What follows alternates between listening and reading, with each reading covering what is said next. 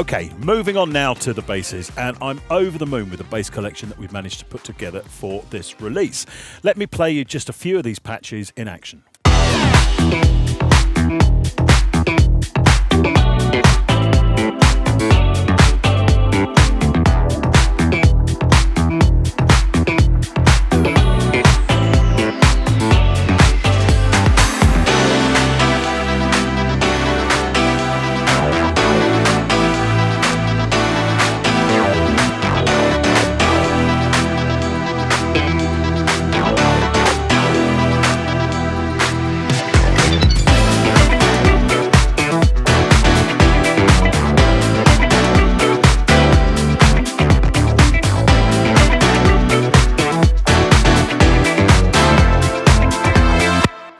As you can see on this main section here, we're actually layering 3 different bass patches together. Right underneath at the bottom, we've got a sub bass patch.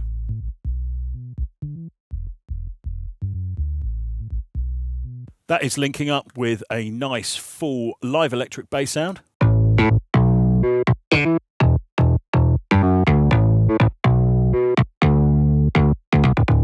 Here it's really biting up in those top notes, and that is being mixed with this brilliant bass patch called Kelly Bass that is multi-sampled from an Oberheim OBX.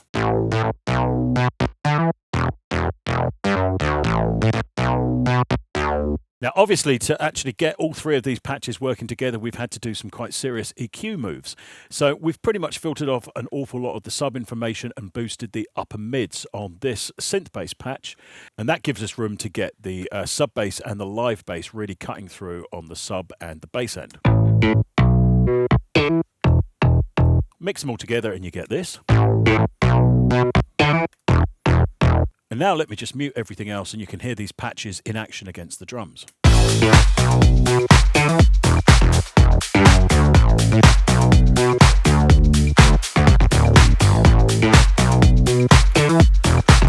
For added realism, also within this pack, we've got a nice little collection of bass slide patches. They're all mapped out across the keyboard. Here's a few of them.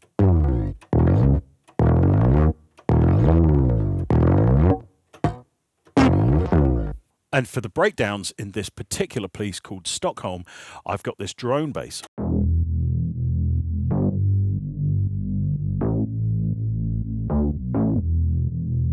And that's being layered with the Kelly bass as well. Once again, we're letting this drone bass actually take the bottom and the Kelly bass is doing the upper mids.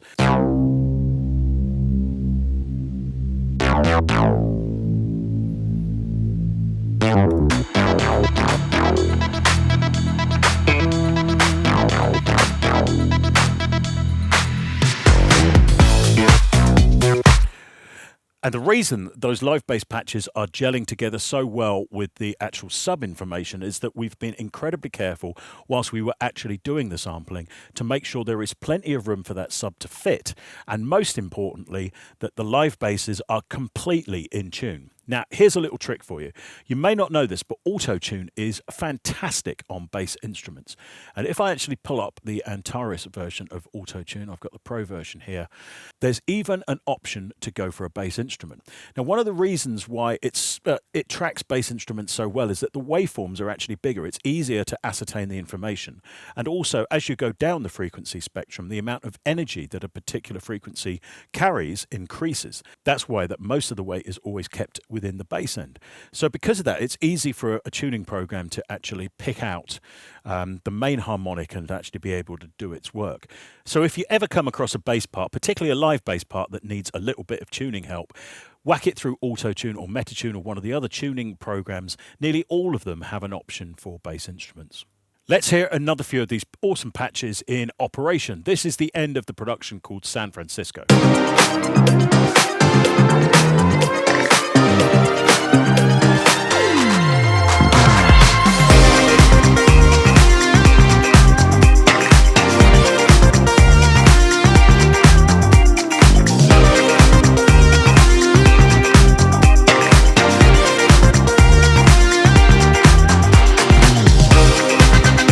Let me talk you through what's happening here. We've got another live bass patch. It's called the Nash Funky Bass. And right down the bottom, it's just playing normal notes. At the top, there's a whole collection of slides that are recorded from that guitar. They've got a little bit of bite on them, as you can hear. Once again, we've got our new disco sub firing away. And on top of that, an absolutely killer synth bass patch sample from a Minimoog called Thrilled Bass.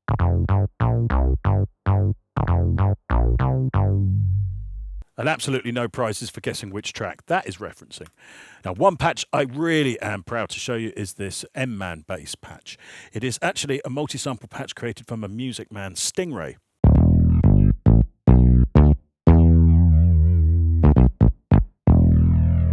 And it's got that real growl that you always hear from Stingrays. But on the higher octaves, from E4 to E5, you've got this. And these little flicks are just moving from a semitone beneath the target note up to the target note. And they're wonderful for just adding some accent points. Here they are in operation in this track. Let me put the whole track in play now.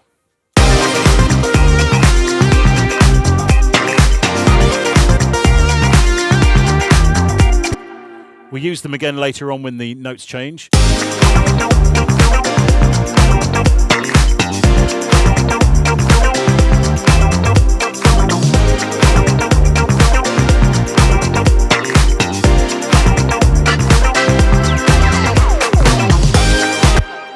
And as you can hear, we've got also more bass slides in there. Now, this collection of slides was sampled from a fret list. Listen to this. How smooth are they?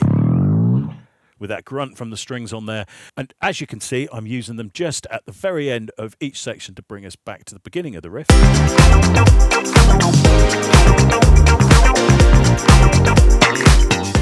So when you bring all of these little flourishes and different bass patches together, you can get some really coherent, musical and funky bass parts.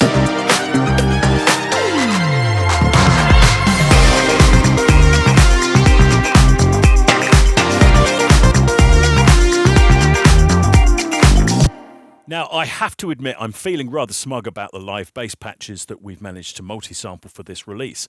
Every single one of them uses round-robin sampling, and we got 6 individual patches, all with their own character, and I made a little montage up of them all playing the same kind of riff.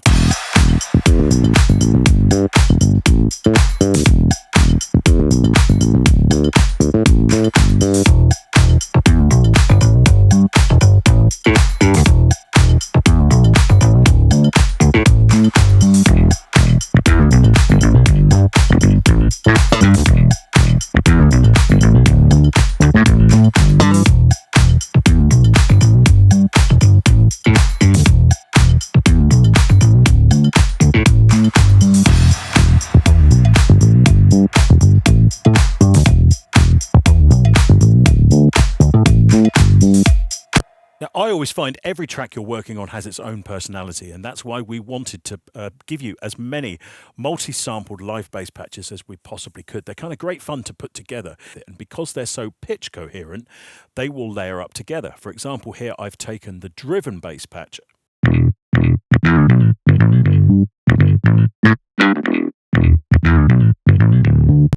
and layered it on top of the M-Man patch.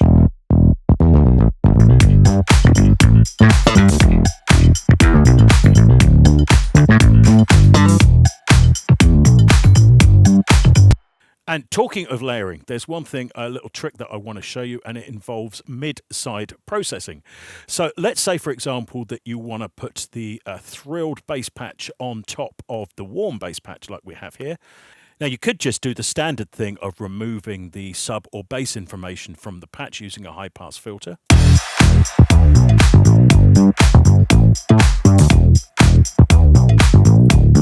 But let's have a listen to the sounds. The warm disco bass is pretty mono, whereas the thrill bass patch is in quite wide stereo thanks to the chorus on it.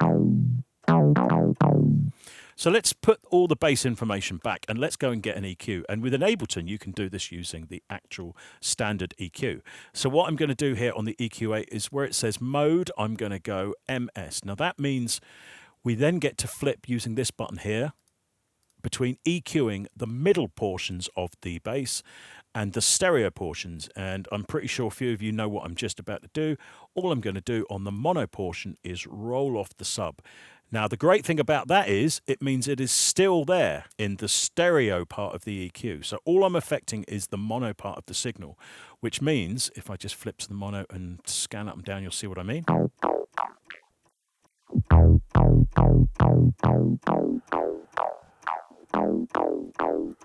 I can actually take it quite high and still have some bass information in there because it's actually in the stereo field. And the great thing is about that is that it is completely out of the way of our more mono bass sound. Let's have a listen.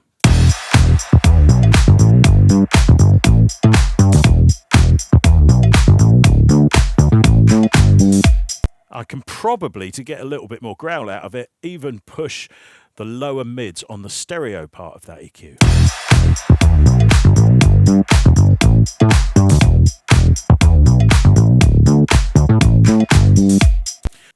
And with a bit of fine tuning, you can get some absolutely awesome results. Now, don't worry if you don't have Ableton. Plenty of EQs, for example, the FabFilter Pro Q, allow you to do the same. So if I put a roll off on here, I'm just going to go all the way up here. And down here in the parameters where it says stereo, I'm going to flip it so that it is just in the mid. And then you can actually apply, if we just swap a second band over to stereo. Here we go. I'm pushing the bass in the stereo field and rolling it off in the mono. Now, if you can conquer EQing signals, not just bass, I'm talking all sorts of instruments here in MS mode, you will add an amazing skill to your tool set. And I do, at this point, have to doff my cap to Dirk and the whole team at BX Digital and Brainworks Plugin Alliance, because they pretty much, with the first BX EQ, brought MS processing into the digital realm. Now, just before we move on to the keys, I want to talk about another couple of bass patches in here that are made using pulse waves. Now, normally, and I'm sure a lot of you will use sawtooth and square waves for bass patches, but the pulse wave often gets misunderstood and overlooked. Even with a fixed pulse frequency, you can get some fantastic tones out of it.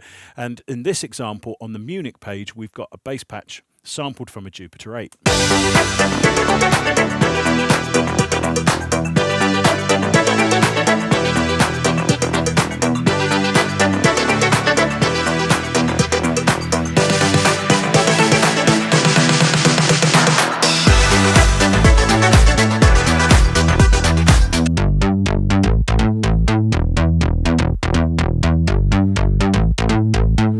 Now, it was sampled in unison, which puts all of the 8 voices in one place. And with some careful programming to make sure there wasn't too much oscillator drift, you get this fantastic result. And pulse basses we use an awful lot in Italo Disco, which is one of the areas that we're covering a little bit with this project as well.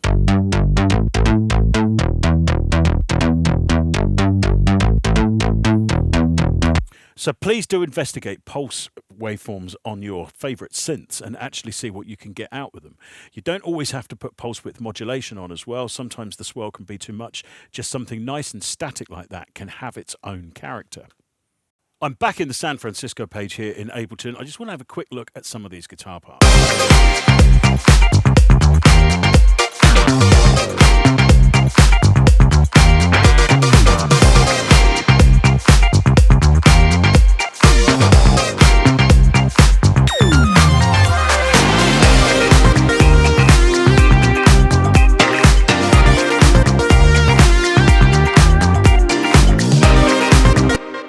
Now, we've got 3 main guitar sounds doing the work here. First of all is this brilliant 80s disco guitar sound that is covered in chorus.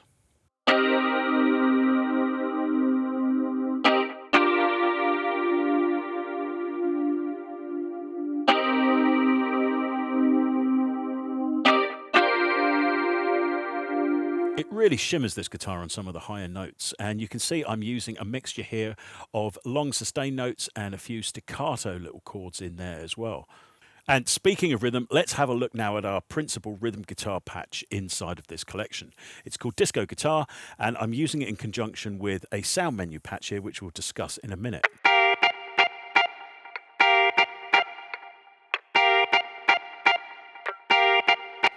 So here's a great tip for getting some realism in guitar parts that are programmed like this. Underneath the main chordal information, there's a collection of notes that are triggering this menu patch of guitar effects noises. Now, the main patch is sampled off my Hollow Body 339 guitar, and without those guitar effect sounds, it sounds quite machine-like. But add both parts together and you can really turn up the realism.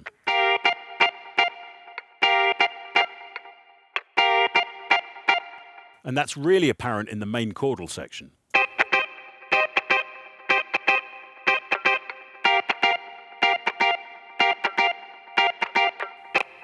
Now let me just zoom in on the MIDI here. As you can see, we've got these grace notes that are in between the main chordal strikes. And if you have a look, I've actually dropped the velocity dramatically on these, and they are incredibly short. And this will emulate the kind of semi-muted feel that you'll get from rhythm playing from a true guitarist. Now, obviously, nobody is going to be able to replace proper guitar parts in productions like this, but these patches will really get you going. Now, in the San Francisco production, we've got a wonderful little disco break.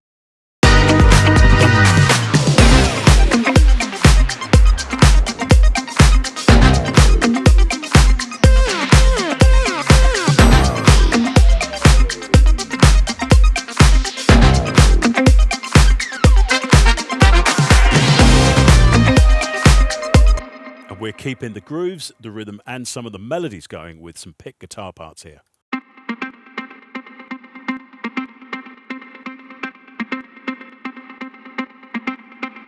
That's obviously got a load of processing on it to keep the atmosphere and these brilliant little pick parts.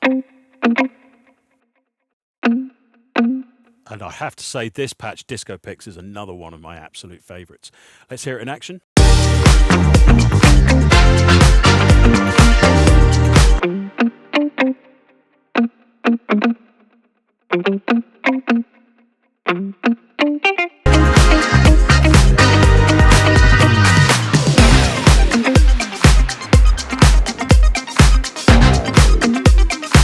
And obviously, being rhythm instruments, getting little arpeggios and little riffs going on sounds like this really helps keep all of the funk shifting along. And whilst we're here, I just got to show you this patch, Soul Growl. So it's another composite patch similar to the Soul Pluck that I showed you earlier, but I've set the pitch wheel to affect it by an entire octave. So as you can see from the MIDI information here, halfway through the note, it's kind of going all the way down, and that's what gives it that brilliant growl. See if you can spot it now within the track. It adds real drama.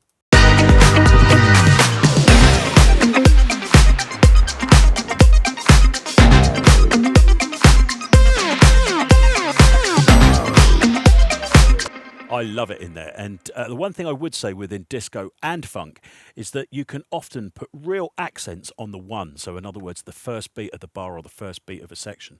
It will really take it. It just seems to be inherent within this style of music.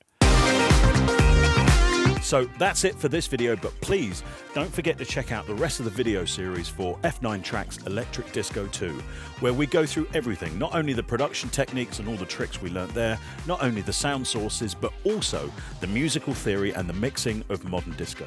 Thanks so much for watching, and we'll see you soon.